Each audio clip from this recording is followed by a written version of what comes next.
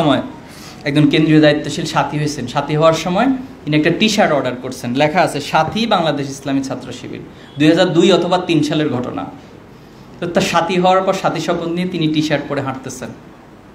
তো থানা সভাপতি ভাইয়ের সাথে রাস্তায় দেখা, তিনি বললেন, কি ব্যাপার ভাই, আপনি সাথী হয়েছেন, এটা টি শার্টে লিখছেন কেন? বললো যে আমি সাথী হয়েছি, এটাকে আমি স্লোগান দিব, তুমি কে আমি কে, শিবির শিবির, তুমি কে আমি কে, সাথী সাথী। আর আমি তো মানুষের সবার কাছে বলতে বলতে টায়ার্ড হয়ে যাবে, যেন আমি টি শার্টে লিখে দিয়েছি, সবাই দেখলেই বুঝবে যে আমি শিবিরের সাথী।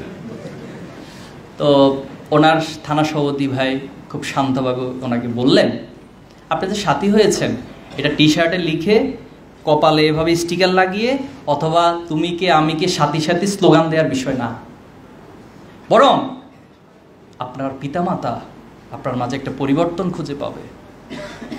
যে আমার সন্তান তো 6 মাস আগে তার আচার ব্যবহার, তার চাল চলন, উঠে বসা, তার লাইফ স্টাইল তো এমন ছিল না, আজকে আমার সন্তানের ভিতরে এমন পরিবর্তন কিভাবে হলো?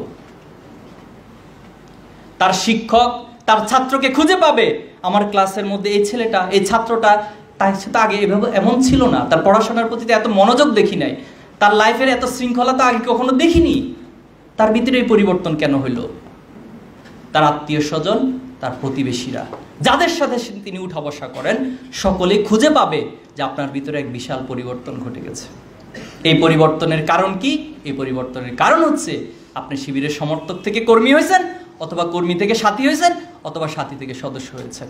আপনার পরিবর্তনটা দিন দিন শুধু ডেভেলপ থেকে ডেভেলপ হচ্ছে, সেদিনই আপনার এই সাথী পরিচয়টা সার্থকতা পাবে। প্রিয় ভাইরা, আমি আমার সাথী ভাইদেরকে এই অনুরোধ রাখবো, আজকে আমরা স্লোগান দিয়ে বলতে চাই না আমি শিবির।